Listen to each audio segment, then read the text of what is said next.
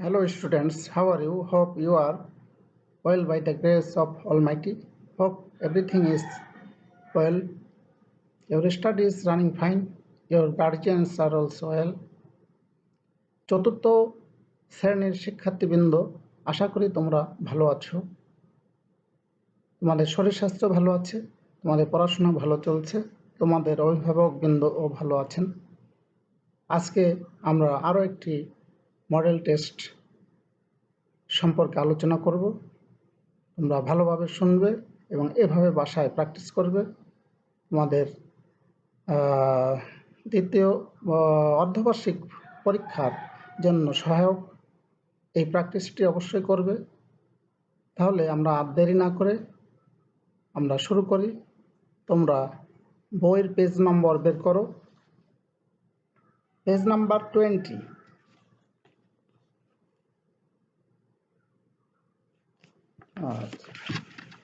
Page number 20-তে আছে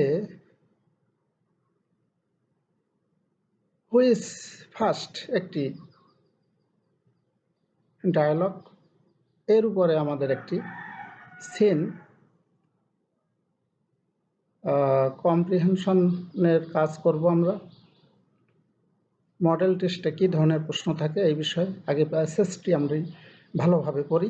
তোমরা আগে মনোযোগ দিয়ে শোনো, তারপরে প্রশ্নের উত্তরগুলো আমরা প্র্যাকটিস করব। 1 to 4। Look, listen and say, Tanya, how many people are in the race? Farhan, I think there are 8 people, 3 girls and 5 boys. Tania বলছে, really, who is first? Farhan বলছে, it is Fazle, he has got a blue shirt, he has very fast, he is very fast. Tamanna is second, he is very fast too. Tania বলছে, who is third? Farhan বলছে, I think Samir is third, his shirt is red, but I can't see the others. They are far behind. তাহলে এই ডায়লগটি শেষ হলো। এরপরে আমরা একটি প্রশ্নগুলো আমরা প্র্যাকটিস করব। এটাকে সিন প্যাসেজ আকারেই আমরা ধরব। এর উপরে আমাদের 1 নম্বরে আছে নাম্বার 1 ম্যাচিং। এর অরে আছে শূন্যস্থান পূরণ আছে, 2-তে আছে ট্রু ফলস, 3-তে আছে প্রশ্নের উত্তর, 4-এ আছে একটি কম্পোজিশন বা রচনা। তাহলে আমরা শুরু করি। Number 1, match the words in A column A with their meaning in column B. 2 extra meaning are given in column B. Column এতে 5টি ওয়ার্ড আছে, এর অর্থ বিতে আছে, এগুলো আমাদের সাজিয়ে মিল করতে হবে। কলাম এতে কি আছে? রেস। এই বিতে কোথায় রেসের অর্থ অন্য ওয়ার্ডগুলো আছে, ওয়ার্ড বা ওয়ার্ডস আছে, সেগুলো আমরা খুঁজে বের করি। রেসের সঙ্গে মিলছে 5-এ আছে এ কম্পিটিশন বিটুইন রানার্স, এটা মিলছে। তাহলে এ প্লাস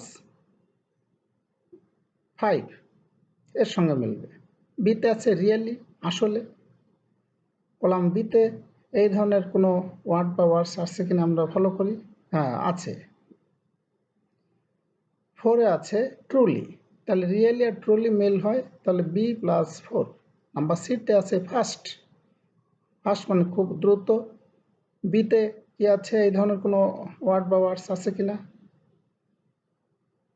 আছে সি প্লাস 1, 1-এ আছে সুইফটলি, তাহলে এটা এর সঙ্গে মেলে।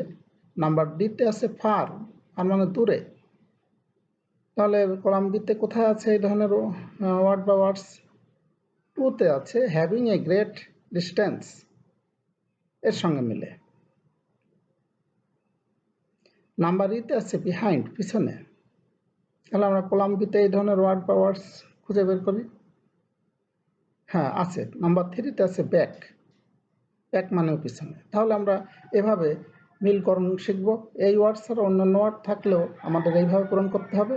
এরপরে আমরা আছি এক বা ওয়ানের অর। এখানে বক্সে কিছু ওয়ার্ড আছে, সেগুলো দিয়ে শূন্যস্থান পূরণ করতে হবে। বক্সে কি আছে? ওয়্যার পরিধান করা, শার্ট, থিঙ্ক মনে করা, 8 8, ফার্স্ট দ্রুতগামী, রেস প্রতিযোগিতা, থার্ড তৃতীয়, ফার্স্ট প্রথম। তাহলে এবার সেন্টেন্সগুলোর গ্যাপে এই ওয়ার্ডগুলোতে আমরা শূন্যস্থান পূরণ করি। A, there are gap people in the race. এই রেসে কয়জন ছিল আমরা দেখেছি? 8।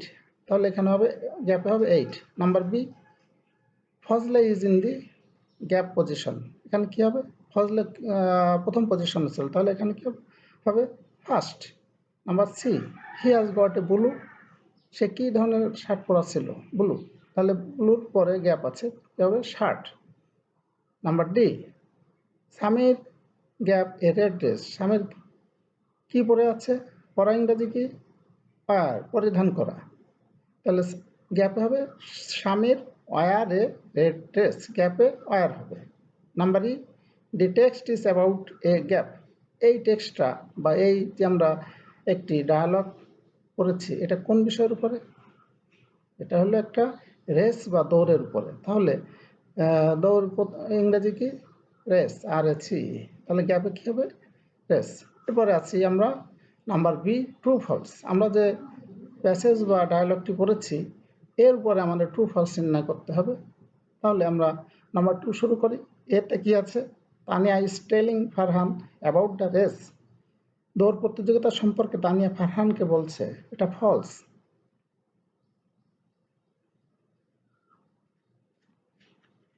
নাম্বার বিতে কি আছে? নাম্বার বিতে আছে দেয়ার আর 5 girls and 3 boys in the race. দৌড়ে 5টি মেয়ে ও 3টি ছেলে অংশ নিয়েছে। এখানে আমরা মোট 8টির কথা বলছি, তাহলে এই সেন্টেন্সটাও false. Number C, the boy wearing blue shirt is first. নীল শার্ট পরা ছেলেটি প্রথম হয়েছে। হ্যাঁ, true. Tamanna is the fastest among the girls. মেয়েদের মধ্যে তামান্না দ্রুততম। True. The name of the boy who is third is Fazle. False. The rest of the boys or girls are very close. অবশিষ্ট ছেলেমেয়েরা খুব কাছাকাছি। False. এবার আমাদের নাম্বার 2-তে আছে কিছু প্রশ্ন এবং এই প্রশ্নের উত্তর। তাহলে আমরা ফলো করি। 3. Answer the following questions in a sentence or sentences. উপরের ডায়ালগটি পড়ে আমরা যেসব প্রশ্নের উত্তর দিতে হবে। Who are talking about the race? দৌড় প্রতিযোগিতা সম্পর্কে কে বলছে? বলছে কে? Tania and Farhana. How many person are in the race? এই দৌড়ে কতজন ব্যক্তি আছে? 8 person. তাহলে আমরা কি বলবো? There are 8 persons are in the race. There are 8 persons in the race. Who is in the first position in the race? প্রথমে কে আছে? Fazle. Fazle is the first position in the race. How many girls are in the race? এই রেসে কয়জন মেয়েরা দৌড়াচ্ছে? There are 3 girls in the race. How is তামান্না? তামান্না কেমন দৌড়াচ্ছে? তামান্না is very fast. Who are far behind? কারা বেশ কারা দূরে রয়েছে বা পিছিয়ে রয়েছে? The others are, অন্যরা পিছিয়ে আছে। The others are far behind. তাহলে এই ধরনের প্রশ্ন আরও হতে পারে। সেই সব প্রশ্নের উত্তর আমাদের জানতে হবে বা করতে হবে। এরপরে নাম্বার 4-এ আছে write a short composition in 5 sentence on the above text by answering the following questions. আমরা যে উপরে যে পাঠটি পড়েছি, এই পাঠের উপরে কিছু প্রশ্ন আছে। এই প্রশ্ন দিয়ে আমাদের একটি প্যারাগ্রাফের মতো লিখতে হবে। এটা তোমাদের খাতায় লিখবে, বাসায় প্র্যাকটিস করবে। প্রশ্নগুলো কি? What is the text about? এই অনুচ্ছেদটির বা এই ডায়লগটির বিষয়টা কি সম্পর্কে? How many persons are in the race? প্রতিযোগিতায় অংশগ্রহণকারী কয়জন? আমরা জেনেছি যে 8 জন। Who is the first in the race? প্রতিযোগিতায় কে প্রথম স্থান অধিকার করেছে? হু ইজ দি সেকেন্ড? কে দ্বিতীয়? Where are the others? অন্যরা কোথায়? এই সব প্রশ্নের উত্তর দিয়ে আমাদের একটি প্যারাগ্রাফ লিখতে হবে। এটা তোমরা বাসায় প্র্যাকটিস করবে এবং খাতায় না দেখে লিখবে। যাই হোক, এরপরে আমাদের একটি আনসিন প্যাসেজ আছে। আনসিন প্যাসেজটা আমাদের যে কোনো বই থেকে হতে পারে বা যে কোনো গল্প হতে পারে। এটা তোমাদের বাসায় প্র্যাকটিস করতে হবে। তাহলে আমি আনসিন প্যাসেজটা এখন পড়ি, তোমরা ভালোভাবে মনোযোগ দিয়ে শোনো। Once a dog stole a piece of meat from a shop. একবার এক কুকুর এক দোকান থেকে এক টুকরো মাংস চুরি করেছিল। Holding it in his mouth, he was running beside a stream. এই টুকরাটি সে মুখে নিয়ে একটি ঝর্ণার পাশ দিয়ে দৌড়ে যাচ্ছিল।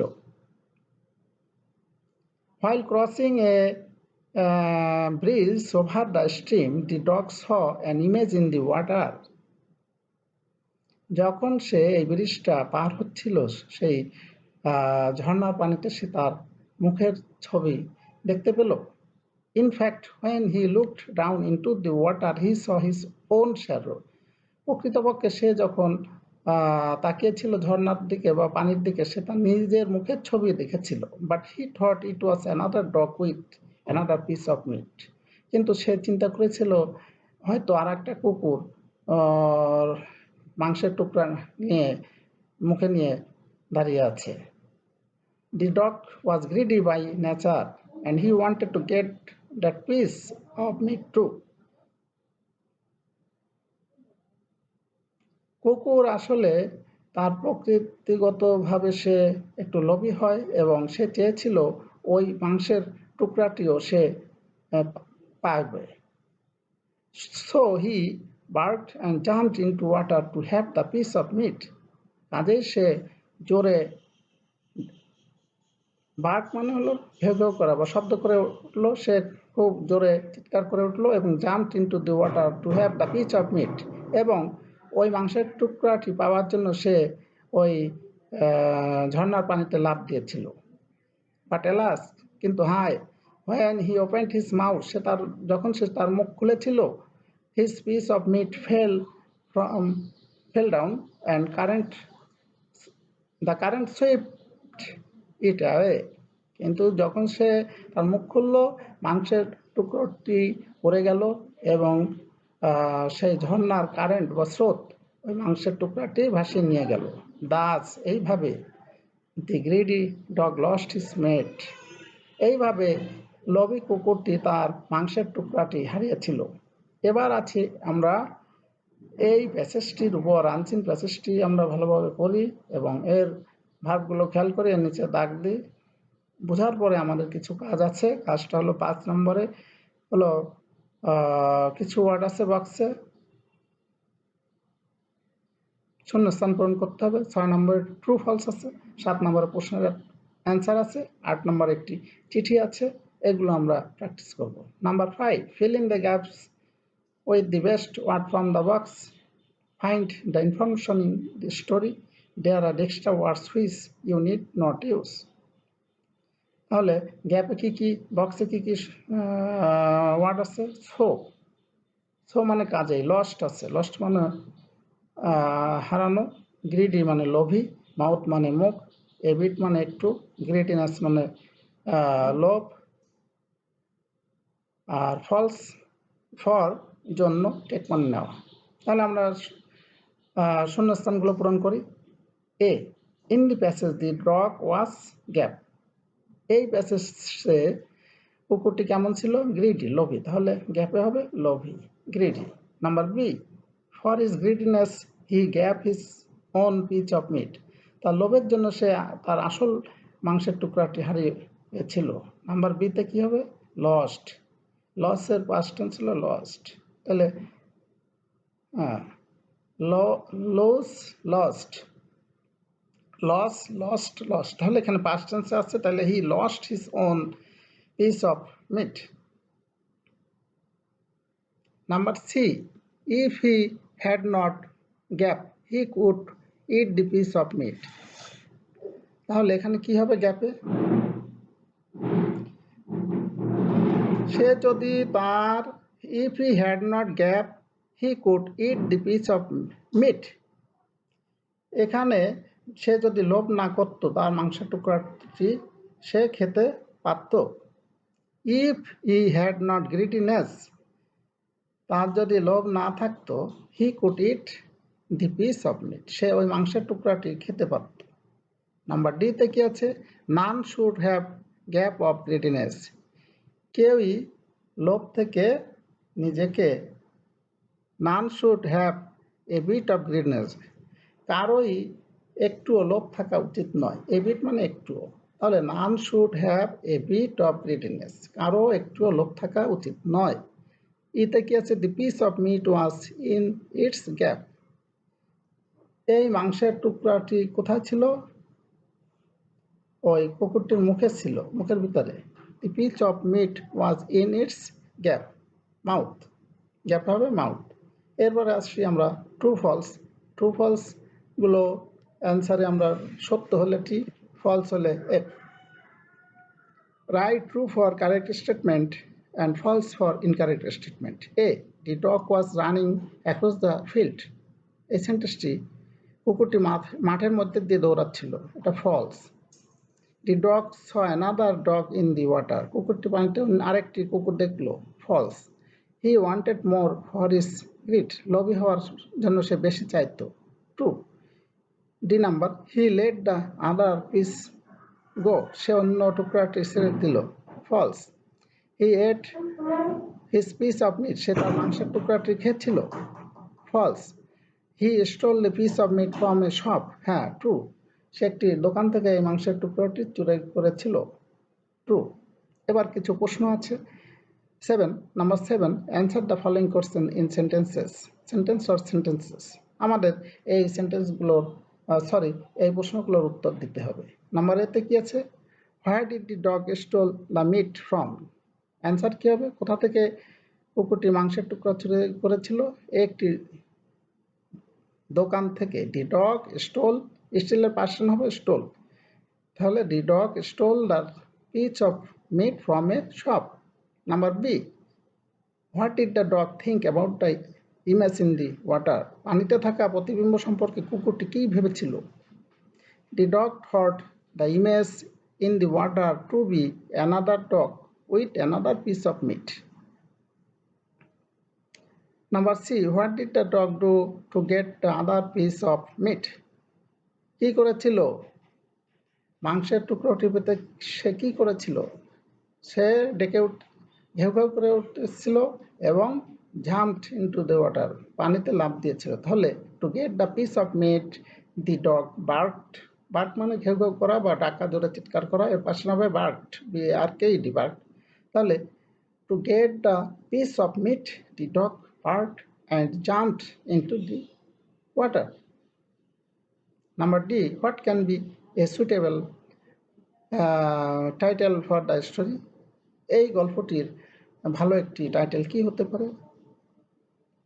এ suitable title for the story can be grasp all lose all অতি লোভে তাতি নষ্ট। Number E mention the reason which are responsible for the dog's losing his own piece of meet তিনটে কারণ উল্লেখ করো যে কারণে কুকুরটি তার মাংসের টুকরাটি হারিয়েছিল।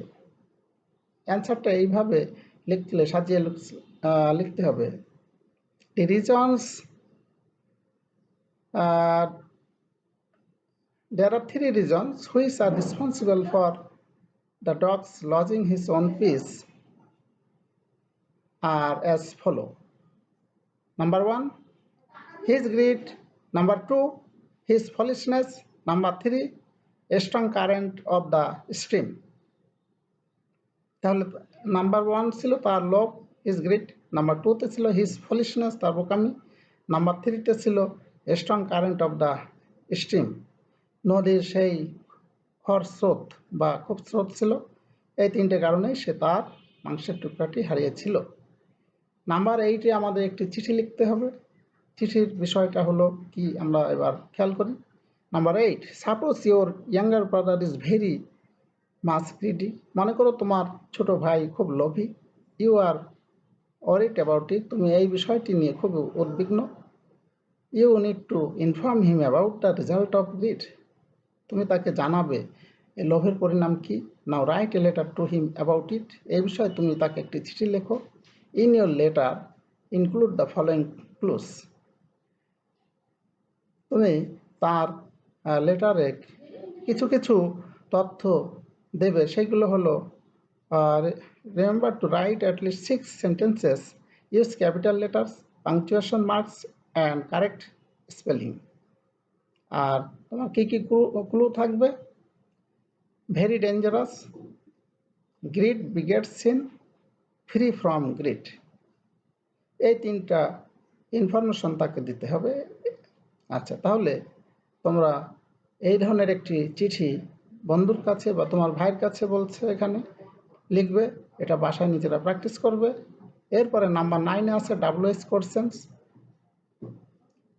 Make 5 WH question from the given sentence with who, what, when, where, why, which and how using the underline word or words. 5টি সেন্টেন্স এখানে আছে যার নিচে দাগ দেওয়া। এই WH কোশ্চেন মানে who, which, when, where, how, why এইসব দিয়ে আমাদের প্রশ্ন করতে হবে। Number A, there are 3 lights on a traffic signal.